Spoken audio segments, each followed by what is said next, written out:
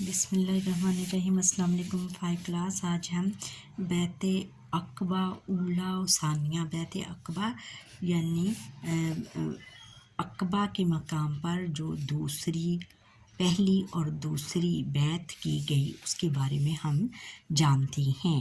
تعارف ہے کہ نبوت کے 11ویں سال حج کے دنوں میں نبی اکرم صلی اللہ علیہ وسلم نے منع کے میدان میں تشریف لے گئے۔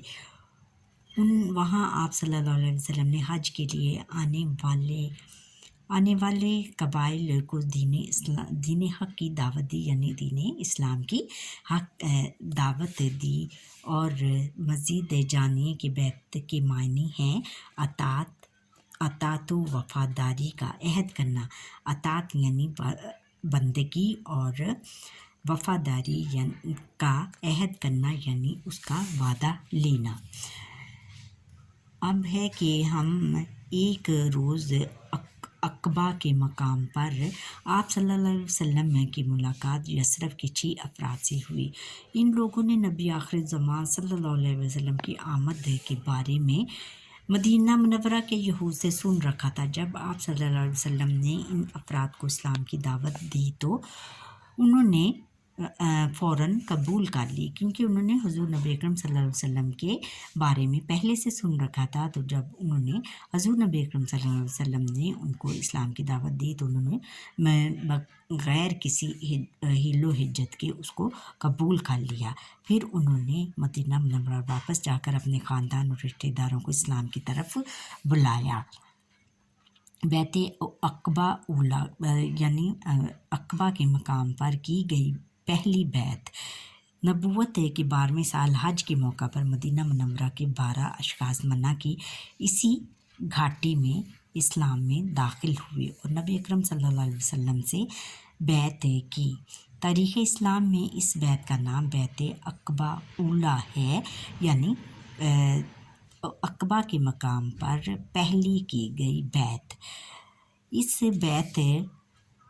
یہ بیعت درج ذیل باتوں پر کی گئی: ہم اللہ تعالیٰ کے ساتھ کسی کو شریک نہیں ٹھہرائیں گے، چوری نہیں کریں گے، اپنے اور اولاد کو قتل نہیں کریں گے، کسی پر بہتان نہیں لگائیں گے، نبی اکرم صلی اللہ علیہ وسلم کی اطاعت کریں گے۔ یعنی انہوں نے یہ ان شرائط مندرجہ ذیل شرائط کی بنا پر انہوں نے بیعت کی۔ مزید جانیے کہ مکہ مکرمہ سے منع آتے جاتے ہوئے منع کے مغربی کنارے سے گزرنا پڑتا تھا۔ اسی گزرگاہ کو عقبہ کے نام سے مشہور ہے، اور یہی گزرگاہ کس کے نام سے مشہور ہے؟ عقبہ کے نام سے مشہور ہے۔ پھر نبی کریم صلی اللہ علیہ وسلم نے فرمایا: تم میں سے جس نے اس بیعت کی پابندی کی، یعنی اس بیعت پر ڈٹا رہا، تو اس کے لیے جنت ہے۔ اگر اس نے ان چیزوں میں کوئی خیانت کی تو اس کا معاملہ اللہ تعالیٰ کے سپرد ہے، یعنی اس میں کسی بھی ایک بات پر اس نے خیانت کی، یعنی اس پہ کسی بھی ایک بات کو کرنے سے تھوڑی سی بھی اس میں خیانت کی تو اس کا معاملہ اللہ تعالیٰ کے سپرد ہے۔ کیا آپ جانتے ہیں کہ بیت عقبہ اولیٰ بیت نساء کے نام سے مشہور ہے؟ بیت نساء یعنی عورتوں کی بیت کے نام سے مشہور ہے۔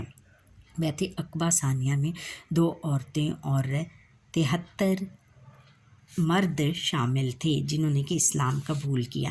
نبی کریم صلی اللہ علیہ وسلم نے ان اشخاص کو رخصت کرتے وقت حضرت سعد بن زرارہ رضی اللہ تعالیٰ عنہ کو مدینہ منورہ میں ان کا قائد اور امام مقرر فرمایا۔ اس موقع پر اہل یثرب نے آپ صلی اللہ علیہ وسلم سے یہ درخواست کی کہ آپ صلی اللہ علیہ وسلم ہمارے ساتھ کوئی معلم بھیجیں، یعنی کوئی استاد ہمارے ساتھ بھیجیں جو ہمیں قرآن مجید کی تعلیم دے، یعنی قرآن مجید کی جو تعلیمات ہیں ان کو واضح کر سکیں ہم پر۔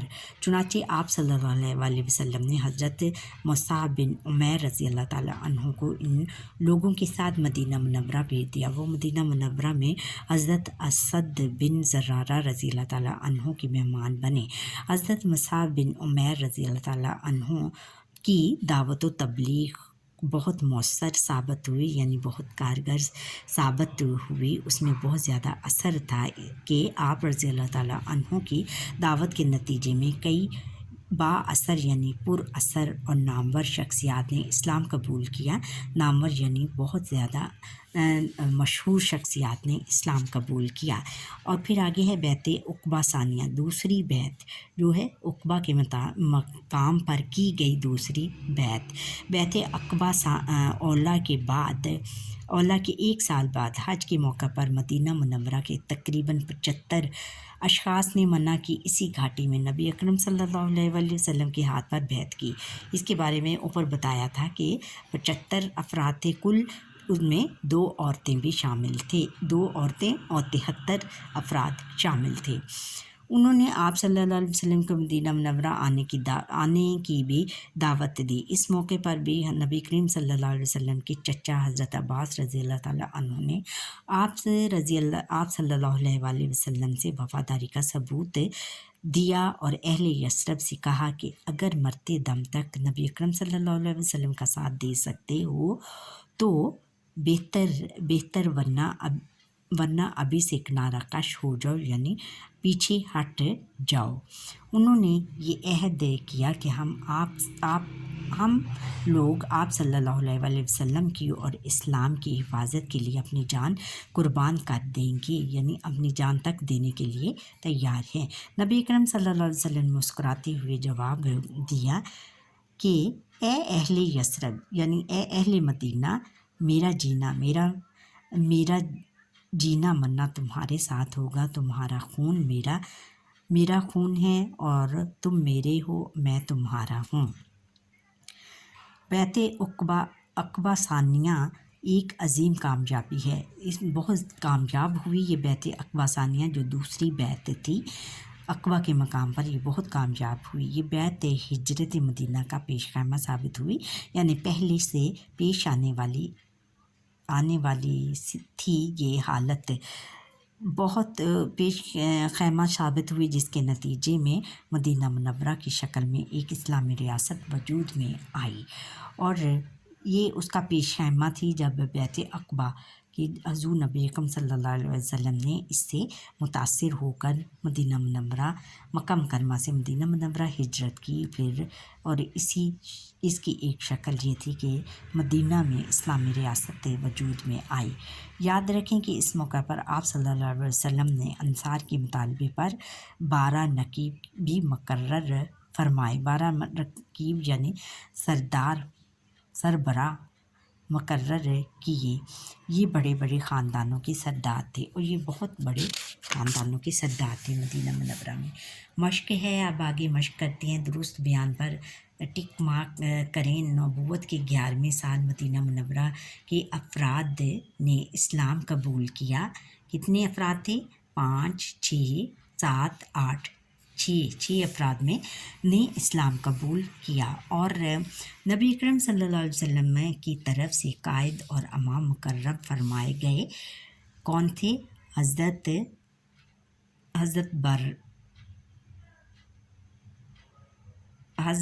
براد بن معذور رضی اللہ تعالیٰ عنہ، حضرت ابو ہیثم رضی اللہ تعالیٰ عنہ، حضرت سعد بن عمیر رضی اللہ تعالیٰ عنہ اور حضرت اسد بن زرارہ رضی اللہ تعالیٰ عنہ، ان کو مقرر کیا تھا۔ حضرت اسد بن زرارہ رضی اللہ تعالیٰ عنہ کو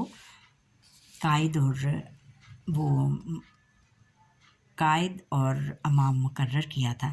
بیعت عقبہ ثانیہ کے موقع پر آپ صلی اللہ علیہ وآلہ وسلم نے انصار کے مطالبے پر نقیب مقرر فرمائے۔ کتنے؟ 10، 11، 12، 13، 10، 12 نقیب مقرر فرمائے۔ بیعت عقبہ ثانیہ ہوئی نبوت کے 11ویں سال، نبوت کے 12ویں سال، نبوت کے 13ویں سال، نبوت کے 14ویں سال، نبوت کے 13ویں سال، کیونکہ وہ جو بیعت عقبہ اولا کے بعد 1 سال بعد ہوئی تھی نا، تو وہ نبوت کے 12ویں سال ہوئی، تو نبوت کے پھر 13ویں سال ہوئی۔ بیعت عقبہ ثانیہ میں مدینہ منورہ کے افراد نے اسلام قبول کیا. کتنے لوگوں نے؟ 72، 73، 74، 75 لوگوں نے اسلام قبول کیا. اچھا بچوں، یہاں پر ہی ہمارے آج کے لیکچر کا وقت ختم ہوا. آپ مجھے لائک سبسکرائب کریں اور بیل آئٹن پر کلک کریں اور کمنٹ کرنا نہ بھولیے گا. اللہ حافظ.